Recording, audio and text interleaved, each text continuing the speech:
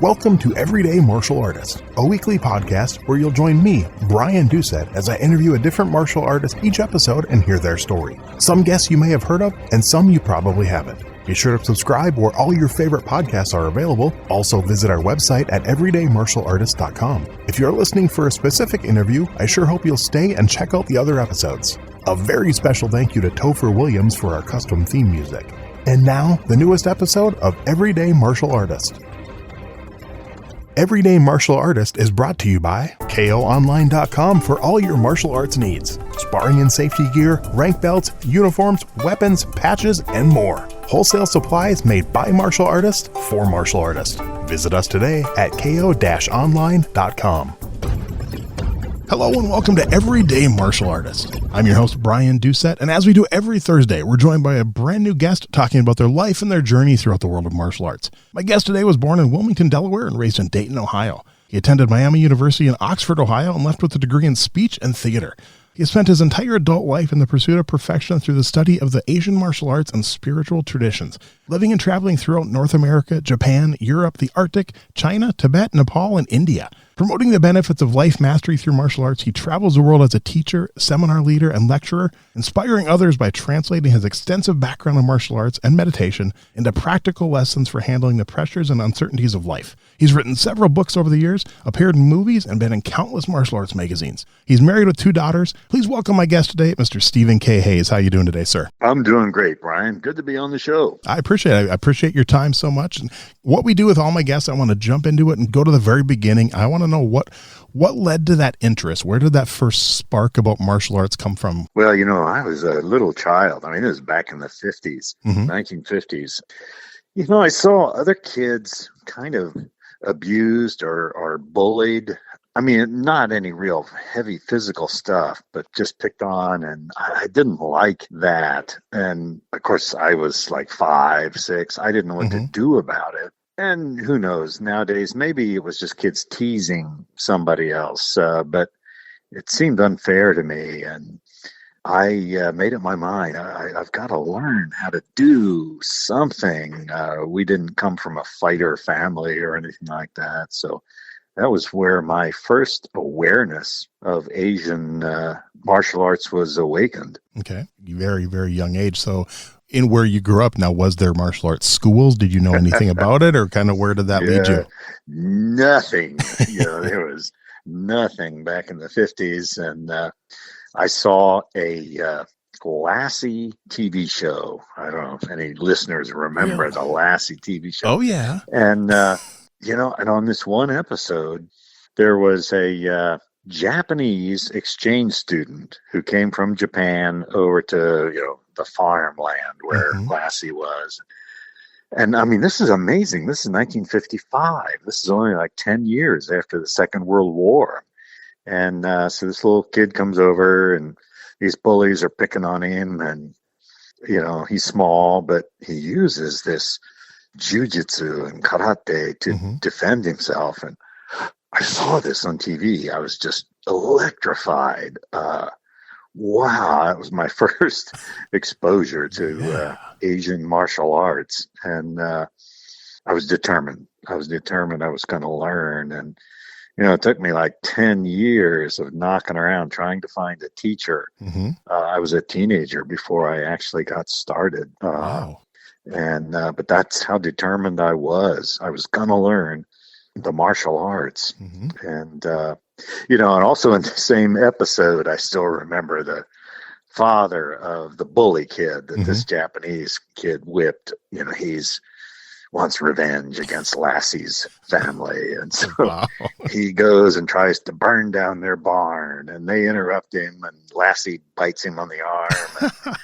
And so, oh gosh, his arm's torn up, and this little Japanese kid runs back to his luggage and comes back with some kind of a healing salve. And oh man, you mean you can fight people or you can heal people based on how they respond to you? Oh, this is just too much for my little 5-year-old spirit. That's awesome. I was determined. I'm going to learn. I need to find that episode. I mean, I loved Lassie as a kid watching reruns, but I do not remember that episode. Now I'm determined to go find it.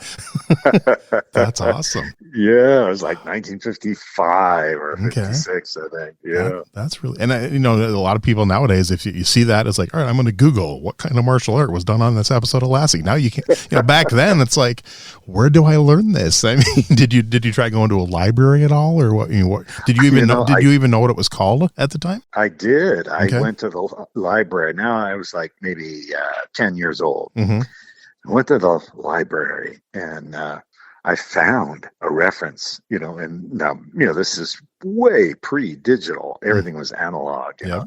They had these little cards in a drawer, and there were a couple of martial art books, but I couldn't find them.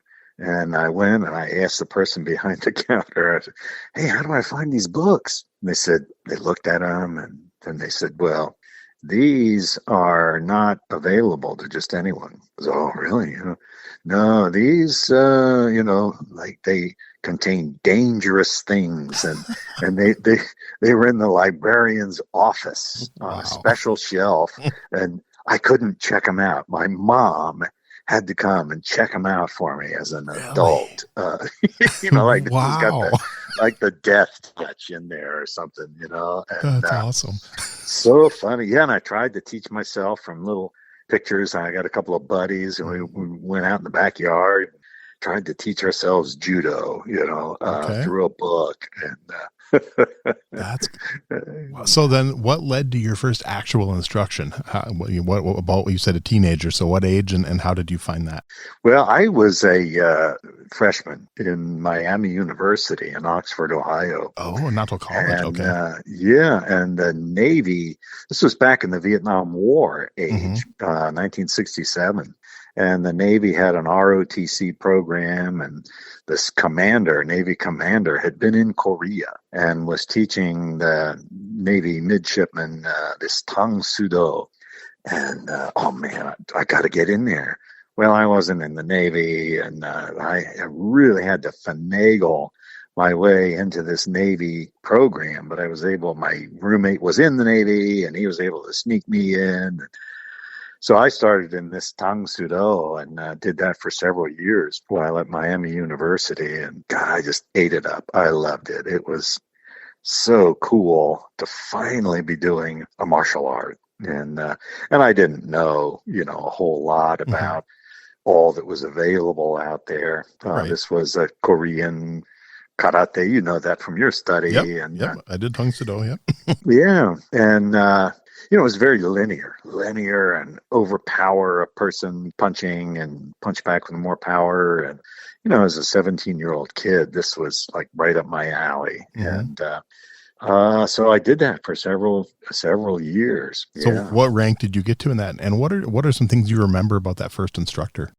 Well, they were all military. Okay. So, much sarcasm and,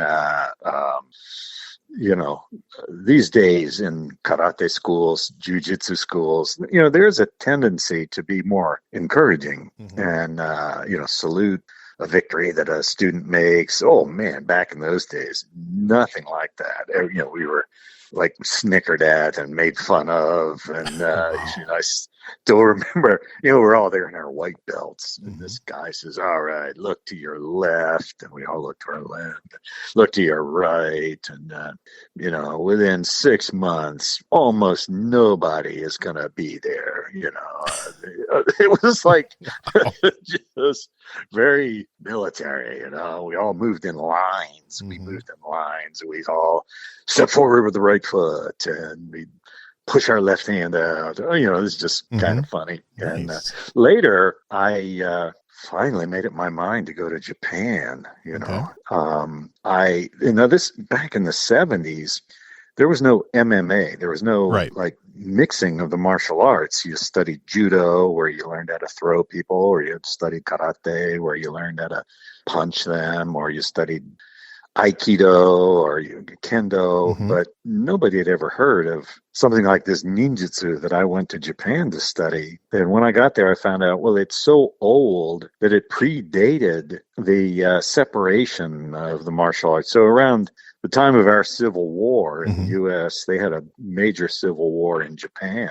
And they brought in all these Western clothes and Western ideals and Western inventions in the late 1800s.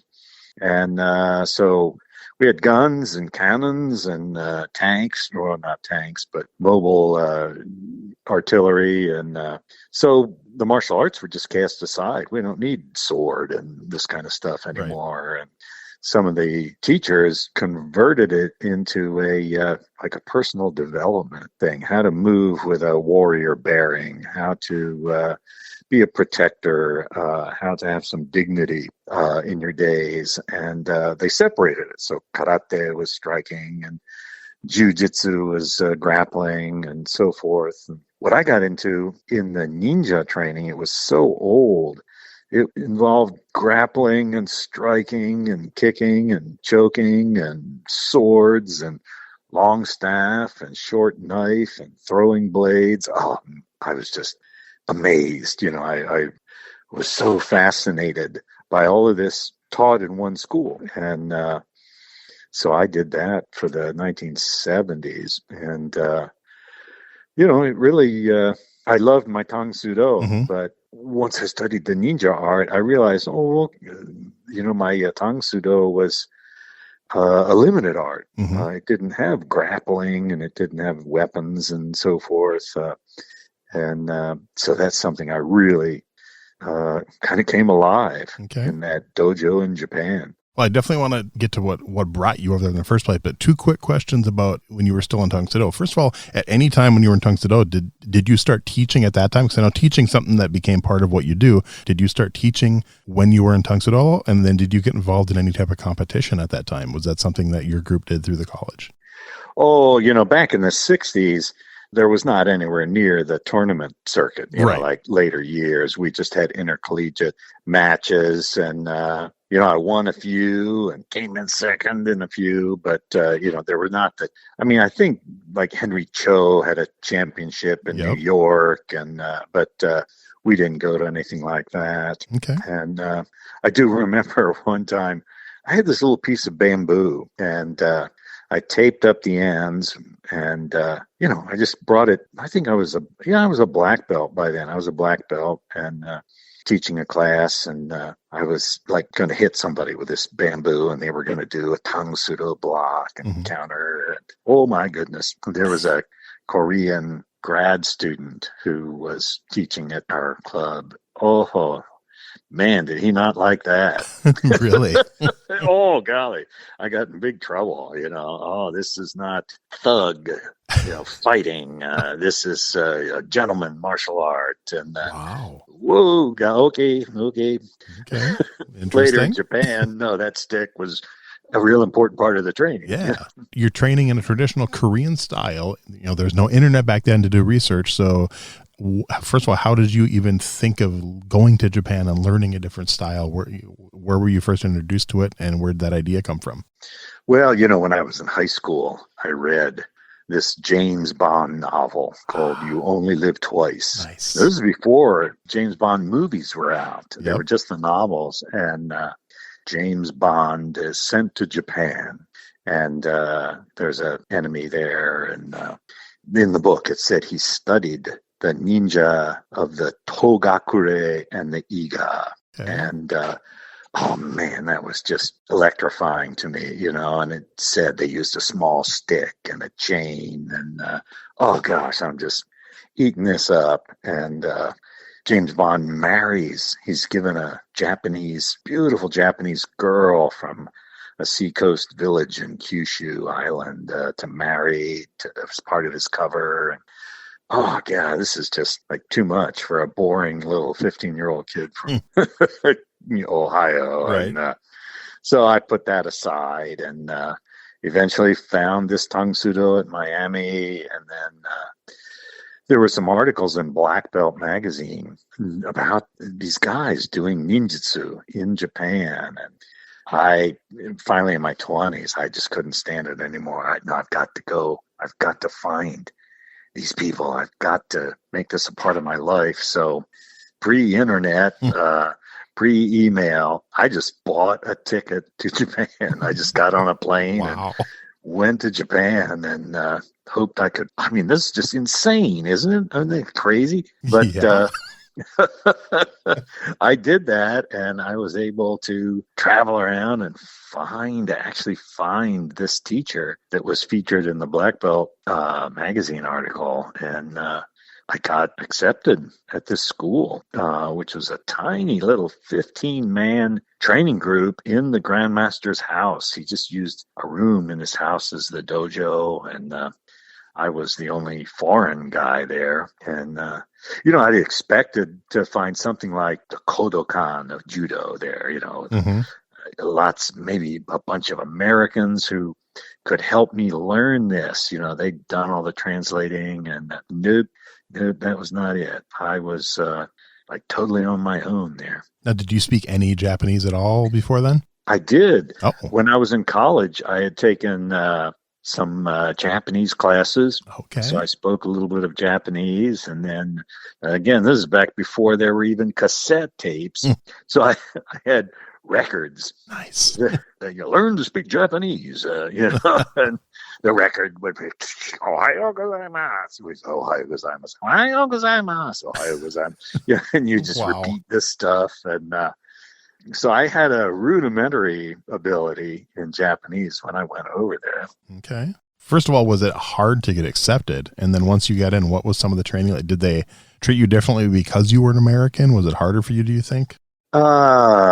Yeah, I think they did treat me differently. So I arrived in this little soy sauce brewing town northeast of Tokyo in the evening, and just got a room at an inn. It'd be like a bed and breakfast today, Mhm. and it was really funny because the innkeeper, the little old lady, she said, "Why foreigners don't come here? Why are you here?" And I said, "Oh, I've come to learn ninjutsu." And, she was shocked, ninjutsu, in Noda City. I said, yeah, there's a guy named Hatsumi, who is a ninja master. And she says, Hatsumi Masaki? I said, yeah, that's him. And they said, no, he's not a ninja. He's a physical therapist. And I had read in the book, in the magazine, that's what he did for a living, So, hey, that's the guy. And she said, no. She said, I am Mr. Hatsumi's mother's childhood friend. I've known him ever since he was a little child. He's not a ninja. And she said, and I insisted, no, he was secretly trained in Iga. She just cracked up, She says, do you want me to call him for you? Well, yeah. It didn't even dawn on me. I couldn't even look up his name in a phone book. Mhm. I could speak Japanese, but the written characters, and I could have walked right by his place and seen his sign and not be able to read it. And so she called, and he came over right away. Wow. He came over right away, and he said, well, you can start tomorrow with this guy here. There was a young guy about my age with him. And really? Because I had heard, to get into Japanese traditional dojos, Mhm. oh, man, you needed letters, and you maybe had to watch for a while they checked you out. And, oh, no, you can just start tomorrow. And so I went to this guy's farm, and we practiced out in the rice fields. And it was... and here's a funny part of the story. Years later, my wife, she's Japanese. She does this martial art with me. She was talking with one of the original guys. I call them the seniors, but, we're all about the same age. And this guy was a Japanese military officer. And she said, oh, yeah, Stephen was so honored, that you guys accepted him right away and just started training. This guy kind of looks at her with a cocked head and goes, oh, is that what he thought happened? And she goes, whoa, wait a minute. What is this? What? And he goes, well, in our generation, Stephen's a pretty big guy. And so the headmaster said, hey, we got this big guy. We can try out all our techniques on him. And, in about 4 or 5 days, he'll think we're crazy and he'll go away and we can go back to training. And I didn't know that, Wow, the that's training awesome. was brutal. It was brutal, but amazing, the stuff I was learning. So I just never left. That's awesome. They just I wanted to just, beat up a big American.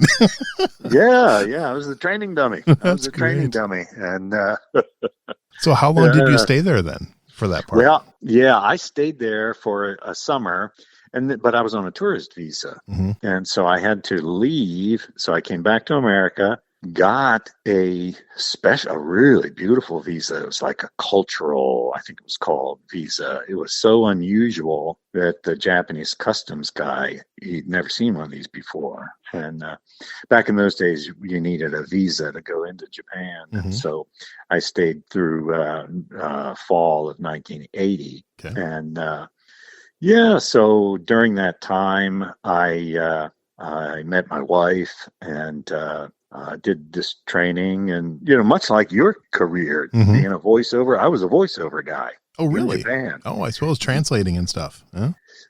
Not so much translating, but there were several companies that now this is back in the analog day, nothing digital. So if they would have a new product, they would get me to read the script, and they would send slides out to all the dealers around the world, and Nice. so I would get on there. Yes, welcome to Canon's TRX 736, destined to become. I would just do this thing, and That's awesome. and then I did some movie and TV work also, which was fabulous because I was way overpaid, and I could spend days like going around to different castles and checking out other martial arts schools, and so I really had a great life in Japan. So what led to the first movie? Kind of, is that something you like when looking forward? Did they approach you and say, "Hey, you want to be in a movie?" Well, I had a friend, an American woman who was married to a Japanese guy who had worked in the U.S. for MGM, and he decided to start a talent agency. So she says to me, can I ask a favor of you? Could like Jun use a picture of you? He's putting together a book of people he represents. She says, you wouldn't have to act in anything, but your face would be in there. And she had no idea that, no, I'd love to act. And so I had an agent in Japan, and I played a cowboy in one movie, and I was a doctor. I mean, most Americans would only know I was in the Shogun miniseries. Yes. Yep. And that would be about the only one that Americans would have seen. And, so in Shogun, I worked with them for about a month and a half. I was a stunt guy in the opening scenes where there's a shipwreck, Richard Chamberlain's crew. And then I did a stunt doubling for John Rhys Davies, who played the Portuguese navigator. And so that was just part of my professional life in Japan. You got to put your degree to use. I sure did. Your speech, you did your speech degree and your theater. That's kind of cool.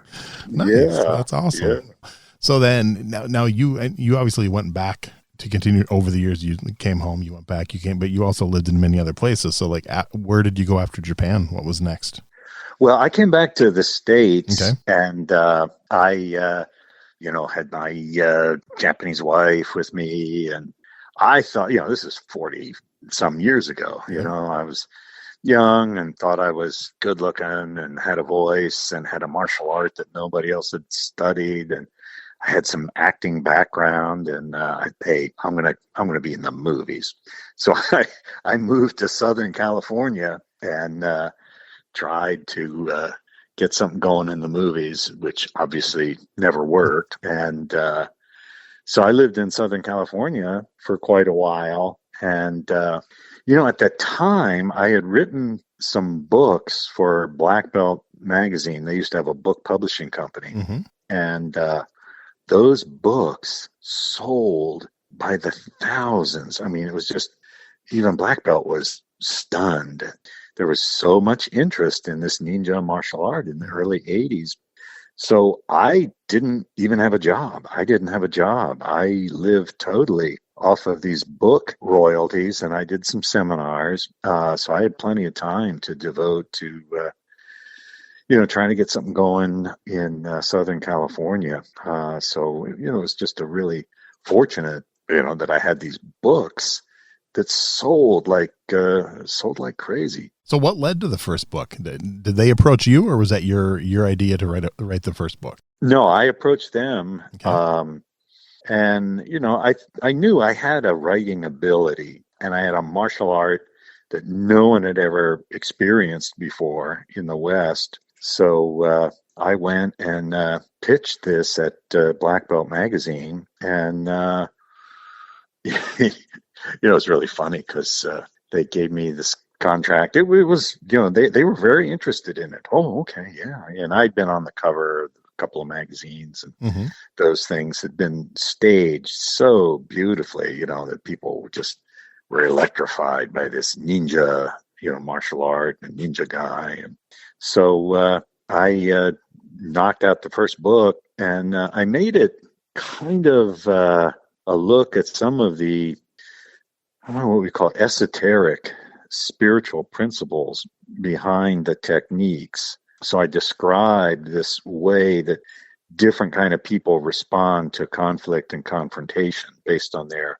personality. And nobody had written about anything like that before. And then I illustrated it with some techniques from the art. And it's a very pragmatic, there's nothing, showy or exciting, really.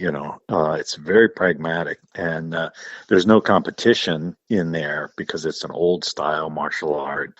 So I just picked up all the positive aspects and put it in that book, and it sold like crazy. Nice. I think I did like 4 books in like 2.5 years. They just kept demanding. They just kept demanding more and more books. It's a funny thing because the owner in those days of Black Belt Magazine, I never met him. Really? Yeah, his name was Mito Uehara, and he lived in Hawaii. And I was told by the people at Black Belt, oh, Mito hates ninjutsu. I said, oh, really? Oh, God, yeah, he was an Aikido guy. He hates ninjutsu. I said, oh, really? But I'm on the cover of all these magazines, and I've got all these books, and he hates ninjutsu. And they said, well, ninjutsu pays enormously well. We're selling magazines like crazy and books. And okay. A pragmatist, this Mito is here. Definitely. That's kind of awesome.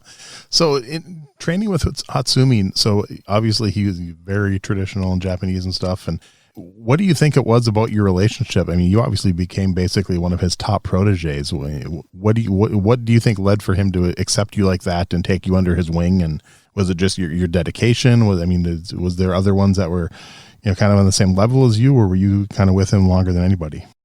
Well, that's an interesting question. And even after 40 some years, I don't really have an answer. Really? Okay. I think they charged, like 5,000 yen a month for training, which is like $50. And back in the 70s, but he would never let me pay. And not all the Japanese guys there liked me. There were some people that did not think this headmaster should be teaching a foreigner. And, so I just did my best to avoid those guys. And a lot of people did like me. And some of these guys were saying, well, Stephen Hayes, he never pays.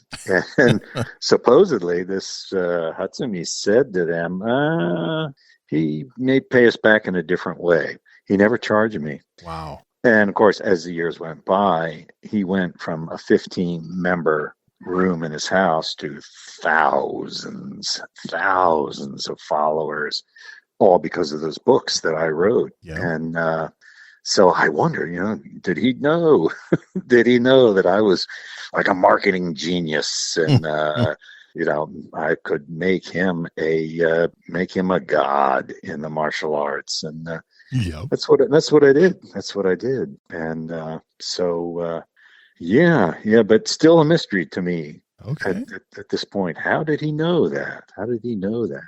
So what now, being part of it and this being part of your life, what were your thoughts on the whole ninja craze of the 80s and all the movies and TV shows? And there was even Ninja Magazine for a while that was competing with Black Belt Magazine, kind of, I remember as a fourth grader, I could go into a local sporting goods store and buy throwing stars.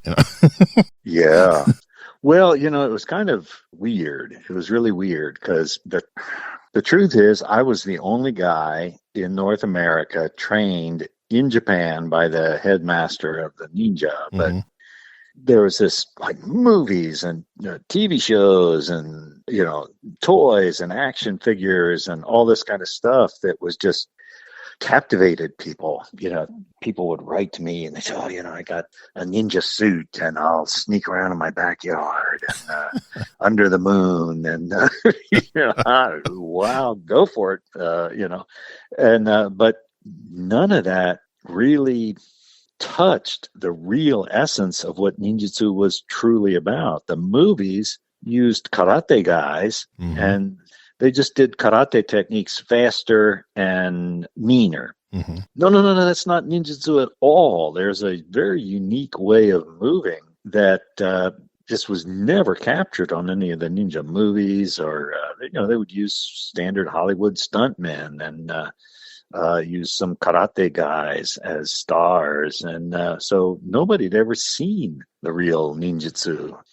And then there's one time I remember my daughter, she's pushing 40 now, but she was like 6, and my wife and I and we were in a Toys R Us store, and we're walking around looking for something, I don't know, and our daughter was missing, and where's Raina? So we walked around the corner and she's standing there looking at, up to the ceiling, it just goes on forever. These action figures, they call them. They're like dolls for little boys. And she says to me with a straight face, 6 years old, she says, "Dad, when you came back from Japan, I think you should have gone into the toy business instead of the teaching business." Here I am getting career advice, for my tiny daughter. And she was right. Yeah. I mean, people made a fortune with all these ninja movies and ninja toys and Halloween ninja suits. And, so it's kind of funny. About a year ago, well, maybe 2 years ago, I worked out a deal with Century Martial Arts where, so many decades of these funky Halloween ninja suits. I said, well, I'll design a real ninja suit for you. Nice. And you guys can sell it. And they took me up on it, so I'm only 40 years late. That's cool. I don't know what people do with that. I mean, do they you can't wear it to Taekwondo class or Jiu-Jitsu class, but they're selling this authentic ninja suit, Stephen Hayes ninja suit, through Century. That's awesome. Yeah, Michael Dillard was actually on the show last year. So. Okay. Yep, yeah. Good guy. That's cool. Yeah, I like Mike. He has had quite a amazing life. Yeah, amazing definitely. Life. So then I got to ask you, what were your thoughts, or did you even watch the movie American Ninja? I think I saw a part of it. Okay. But, it was nothing like real ninjutsu. Right. I mean, nobody had any idea what real ninjutsu was. So, he's like traps a guy with a hose, or, it's just, I can't describe it. It just had nothing to do with real ninjutsu. But a lot of people, American Ninja, that's how I got my start. I was going to say, did that help you? I mean, when the movies came out, did that lead students to you? I think it may have, just the word ninja. And by then my books were out, and, I'd been on the cover of like Black Belt twice a year, and I'm a fairly eloquent person, so the way that I wrote and the way I was interviewed, emphasized the things that I thought people were really looking for in the martial arts and couldn't find anywhere, and that was this whole mental realm. Understanding how people can push your buttons and all of a sudden you're angry and Hey, do I fight this guy? Or, well, all those things. Nobody ever talked about that in the martial arts. All I would study with some champions. Whoa, whoa, whoa, whoa, champion. You get in the ring and you're across from another guy who's agreed to be in the ring with you. Mm-hmm. And you're going to observe certain rules. And, whoever's the better athlete or who has the better willpower or is going to win. I was always more interested in that terrifying reality of what happens in the streets.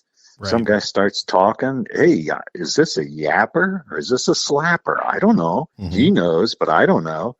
Is it a guy who's going to just try to humiliate me to show off in front of his girl? Or is he going to try to rob me? Or is he going to, pull out a gun and kill me? I have no idea. Right. How do I bridge those first few moments of a conflict? How do I stay centered? How do I stay observant? Because on the street nowadays in 2020s, it's not one-on-one, it's like 5 or 6 on one. Yep. And nobody sees anything wrong with that. That's not cowardly. It's just the way we do it now, and so a guy who's doing all the talking and gesturing, he may not be the problem. Right. It's his 2 cousins behind you coming up. But nobody had talked about any of this kind of stuff in my martial art training. Mm-hmm. And YouTube's another phenomena. You can go on YouTube and spend hours watching actual fights, real fights, how people really struggle in the streets. And, back in my Tang Soo Do days in the 60s, nobody knew what happened in a real fight. A couple guys would say, well, I've been in a real fight and this happened. And, well, do I believe you or not? Right. And but now, no, you can see for yourself. You can see for yourself what works, what doesn't work, how people get triggered. And, they just lose their composure and either go into a rage or freeze. You can see all of that now on YouTube. And, that's a lot of what I have been writing about in my recent books. How to prepare to survive and go home happy and healthy. That's it. Go home happy and healthy. That's become kind of my thing that I really emphasize. Other folks are competitors and, oh, that's cool. Mm-hmm. Other folks learn how ancient monks in China used to do exercise. Oh, that's really cool. Other people do physical culture kind of exercise. Oh, that's cool. But I really am concentrating on, how does a person go home? How do you live with that? How do you not end up arrested? The cops show up and you're standing over somebody bleeding on the sidewalk. Who are the cops going to arrest? Right. No, I'm the good guy. I'm the good guy. Yeah. Just get in the car. And I say the dirtbags always get good lawyers. And I have read of cases where the defender is actually punished more than the instigator of the fight, with the, well, you went too far. You went too far. You should, once he was on the ground, you should have stopped. Wait a minute. I don't know that this guy's done. He's on the ground. Is he going to get back up if I back off? None of that reaches a judge's ear. But we have to live with that. We have to, that's our culture now. That's our laws now. And how do we teach people how to navigate such a kind of crazy system? And so that's what I teach now. I studied historical ninja fighting, like how Japanese people in the 1500s fought each other. And I did that for, 20 years. And then in the mid-90s, I made a decision to update this. We're going to leave the principles the same, the principles of how you unbalance somebody, the principles of how you dodge a punch, but we're going to change the attacks to make them more what an American would experience. And that brings in a whole bunch of stuff, I mean, a lot of fights start with verbal stuff. Somebody's giving you a hard time and they're using that to get close to you. And, oh God, your brain's scrambling around, trying to think of a cool response. And while you're distracted, he'll hit you with a haymaker. All that stuff, nothing like that was studied in Japan. I was studying a 1500s thing where every encounter every encounter was kill or be killed. There was no 911 to call. There were no courtrooms or any of that kind of stuff. But that doesn't work, for modern self-defense. That doesn't work. Can't just kill a person. And not to mention, a moral stand or that a person would have. Yeah, so all of that went into what we call To-Shin-Do. To is like, I took the nin character. There's a written Japanese character, nin, and I took it apart. The top part means sword or blade, and the bottom part is heart or heart and mind. And Okay. so that's To-Shin-Do. Because I didn't really think I should call it ninjutsu because that was the old art. Yeah, so I've been going by the name To-Shin-Do, oh gosh, since the mid-90s now. Yeah. I think for my research, it was 97 when you founded that art. Yeah, Okay. That's cool. And, but, it's a real challenge. It's a real challenge because laws change and techniques. I mean, everybody's seen a little MMA now, so everybody's going to throw stuff, and everybody's taking a little Brazilian jiu-jitsu, so they're going to try to, wiggle you onto the ground, and none of that existed in the 80s or 90s. Right. It was so To-Shin-Do has to keep evolving to stay current and stay valid as a self-defense martial art. So do you have under your style then, To-Shin-Do, do you have certified instructors that have schools in other areas? Or I do. It's not a big group. It's, right. Somewhere in the teens of schools. But if someone wants to, seek it out, they hopefully can find a way to do it. Yeah. I've got a website people could visit. It's just my name spelled out, StephenKHayes.com, StephenKHayes.com. And, there's a link to some of the schools, and, there's an email if people wanted to email me. There's an email address. Last year, I sold my own personal school here in Ohio. Oh, okay. To the man who really ran it for me for years. And so I tell everybody I'm retired, but I have a dojo built into my house, and I do Zooms and small seminars for maybe like 16 people here at the house dojo, and a lot of time, it's really funny. A lot of times the Zooms and the phone calls that people do with me aren't even physical. People just asking questions about history or about life, or how you take Asian martial art and make it come to life in American, reality. Sometimes I just sit down in a chair and talk to the people. So thinking back to when you were a black belt in Tang-Soo-Do and you first started teaching to now, what do you think's most changed about your teaching style? Well, I think probably in my early years, I was, as a teenager and I was very dedicated to teaching the art in, like its own thing. The students were there to study this art. And so I really paid a lot of attention to the art. And in my later years, I totally reversed that. I pay way more attention to the student than I do the art. Now, what does this person want to get out of this? And that changes, as months become years, people's motivation change. And I've got to keep up with that. So I would say the biggest difference is, I pay a whole lot more attention to the student than I do to the art. Okay. What advice would you give someone who's thinking of getting involved in martial arts for the first time? They know nothing about it, and they're just kind of wondering, hey, what should I look for? Maybe some things, what should I avoid? What are some tips you'd give them? Probably number one, I would say when you visit the school, this is a place you're going to spend a lot of time in. Is it inspirational? I visited some martial arts schools, and they have white painted walls and a pile of targets in the corner. And I say, it looks like a men's room without urinals. Geez, I mean, come on, put some color in here. And a lot of the, people, are you inspired? And then Secondly, the teacher and the assistant teachers, how do they talk? Do they talk with some kind of grace and intelligence? Probably, I would say, don't tell the teacher this, but you make a note of how many questions the teacher asks of you as opposed to how much stuff he tells you about his martial art. Okay. Because that'll give you a real good idea of where he's coming from.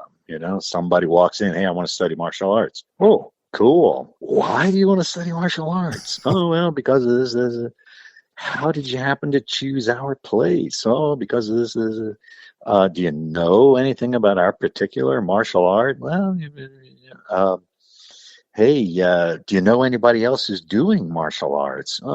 Just ask a lot of questions. I would ask them, or is it, well, we're the Hall of Champions and we got the winners and we're doing this and we're better than that place down the street where they're just wussies and, we teach the real deal. Oh, shut up.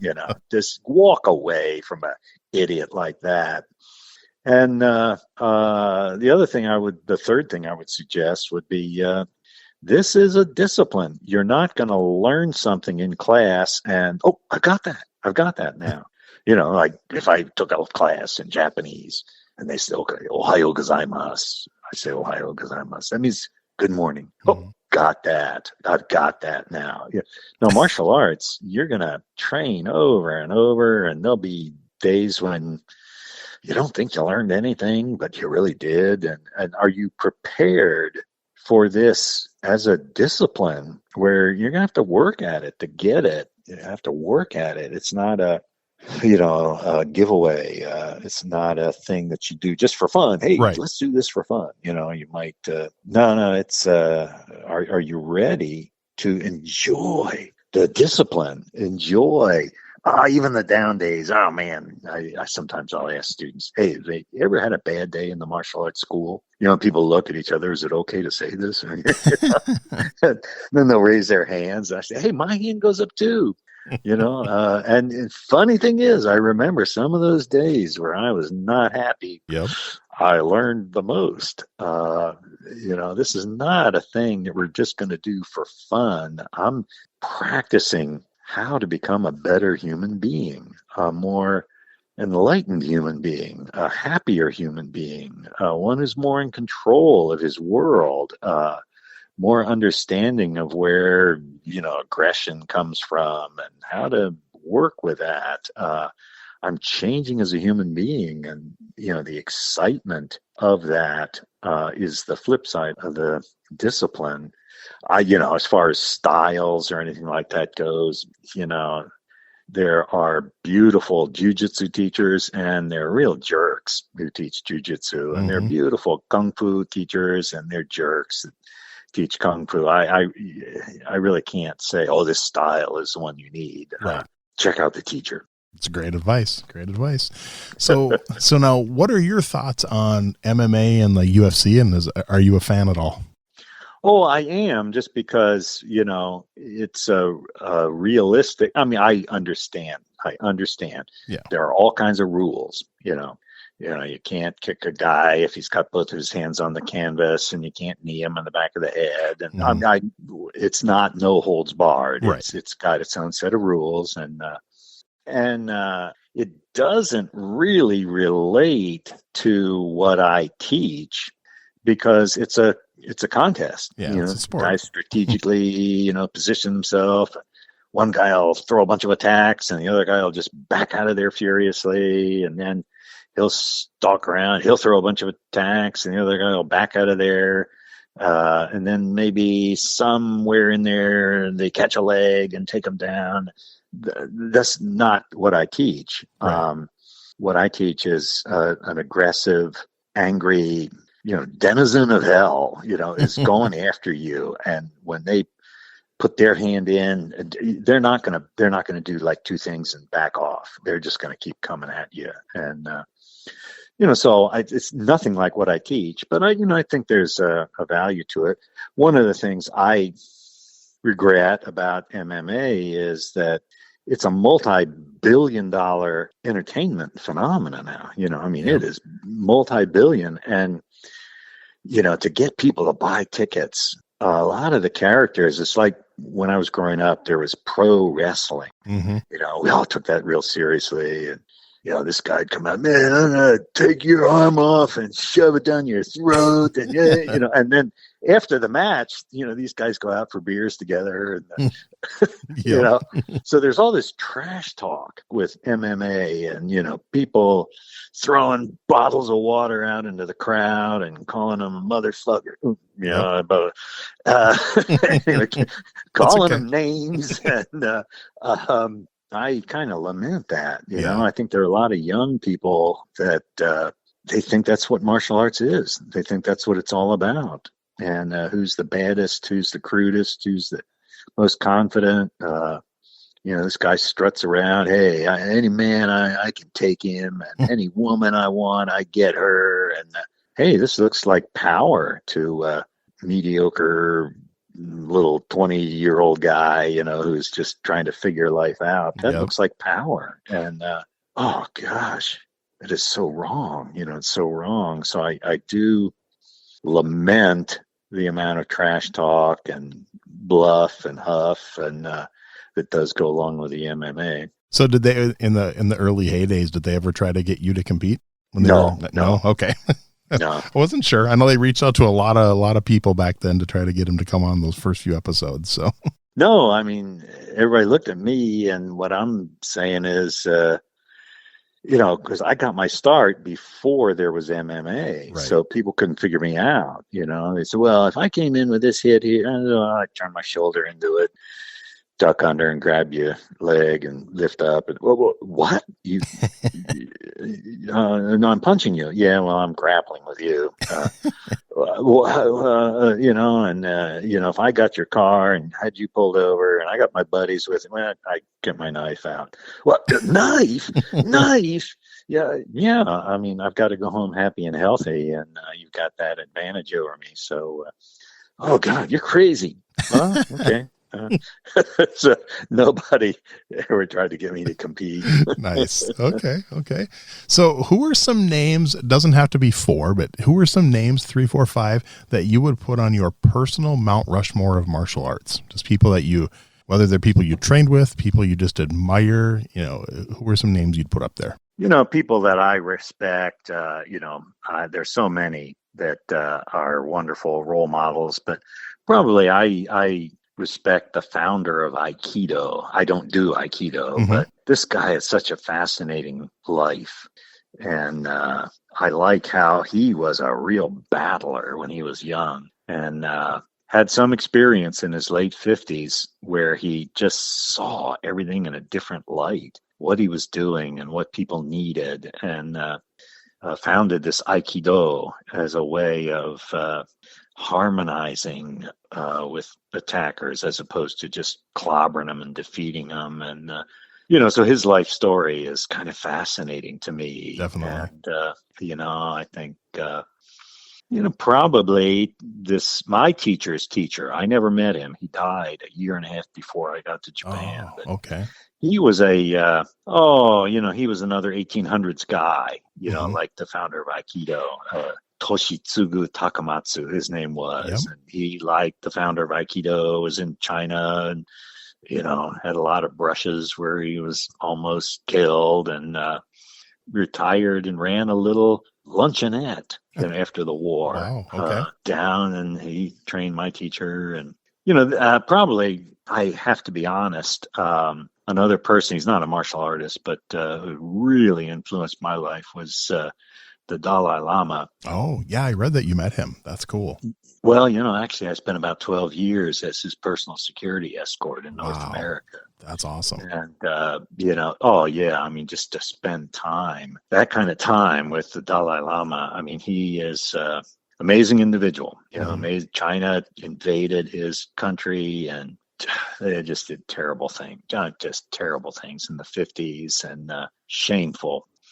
And it's still going on, but the Chinese just kind of ignore him because he's like in his 80s now, and they're just waiting for him to die. Right. And he's not in Tibet anymore. He's in India. But okay. Things that I learned from him really changed me as a person. Yeah. That's cool. So in all your years of martial arts, is there one philosophy you've learned that really just rises to the top? It's super important. You keep coming back to it. Well, yeah, I think I would say, rise above, or I tell my students, be above the fray. Nice. Above the fray. I think we are so polarized as a society now. And, a lot of it is a result of little nobodies, everyday guys finally having a voice on social media. Yep. And, God, it's not another person you're arguing with. So you say all kinds of stuff and,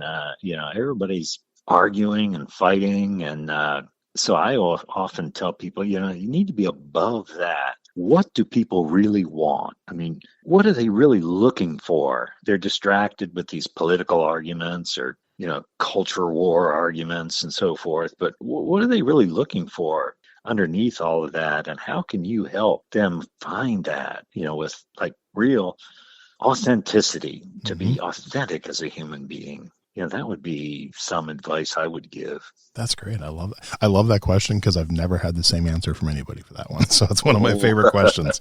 I like it. All right. I got a few fun ones to wrap it up. Now, these last few, you can't use any that you've been involved in. So favorite martial arts book? You write a lot. Do you also read them too, or are you? Yeah, I do. I don't know. Favorite martial art book, I would maybe say Musashi's Book of Five Rings. Nice. Just because it's so indecipherable, Yep. That's a good answer. Yeah. That's actually, I think, probably a third of my guests have probably mentioned that one. That's a really good answer. So yeah, I wonder how much they actually get out of it.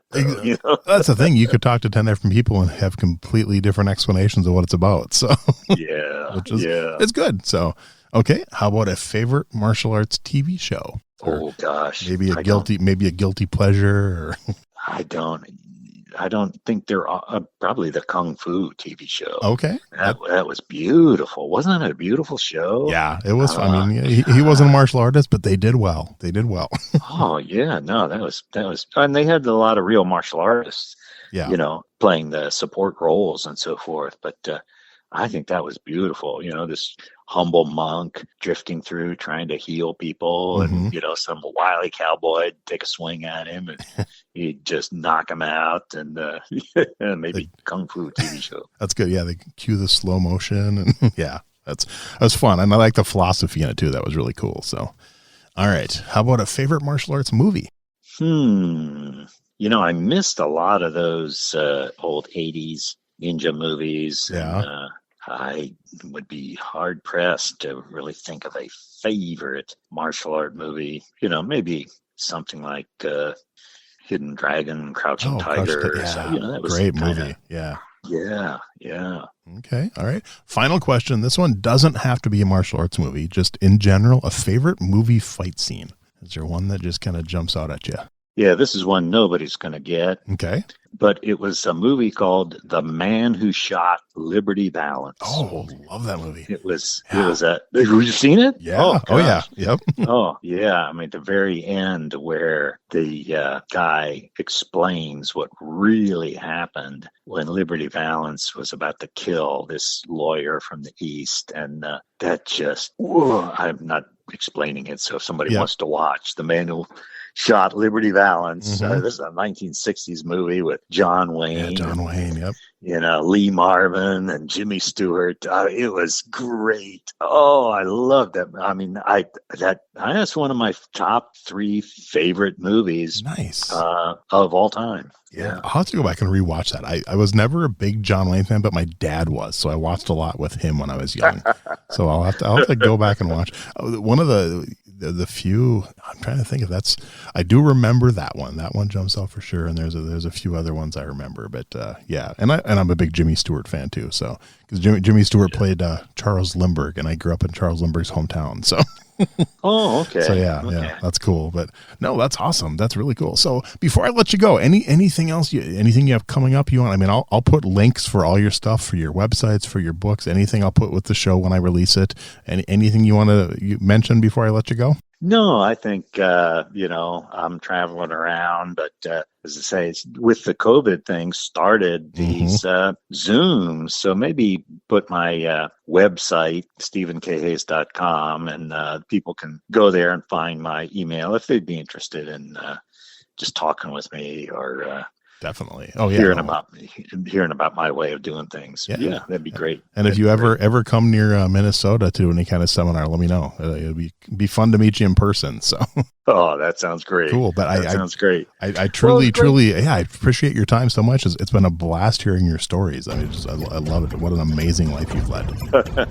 Thank you so much. Thanks so much, Brian.